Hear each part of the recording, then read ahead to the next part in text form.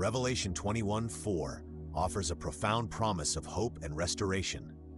The verse states, "He will wipe every tear from their eyes. There will be no more death or mourning or crying or pain, for the old order of things has passed away." This passage encapsulates the essence of the Christian hope, a future where suffering and sorrow are eradicated. It paints a picture of a new heaven and a new earth, where God dwells among his people and his presence brings comfort and healing. In a world filled with pain, loss, and uncertainty, this promise serves as a beacon of light. It reminds us that our current struggles are temporary and that there is a divine plan for restoration.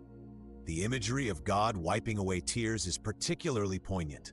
It signifies not just the end of suffering, but also the intimate care of a loving Father who understands our pain. This verse invites us to reflect on the nature of God as a compassionate and merciful being, one who is deeply invested in our well-being.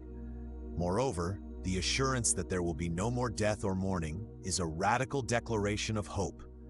Death is often seen as the ultimate end, a finality that brings grief and despair.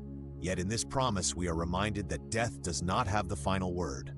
The resurrection of Christ assures us that life triumphs over death, and this future reality is a source of comfort for believers. The mention of the old order of things passing away signifies a complete transformation. It suggests that the brokenness of our current world, marked by injustice, suffering, and separation, will be replaced by a new reality characterized by peace, joy, and unity with God. This transformation is not just a physical one, but also a spiritual renewal, where our relationship with God is restored to its intended fullness. As we navigate the challenges of life, this verse encourages us to hold on to hope. It calls us to look beyond our present circumstances and to trust in God's promises. In moments of despair, we can find solace in the knowledge that God is actively working towards a future where pain and suffering are no more. This hope is not merely wishful thinking.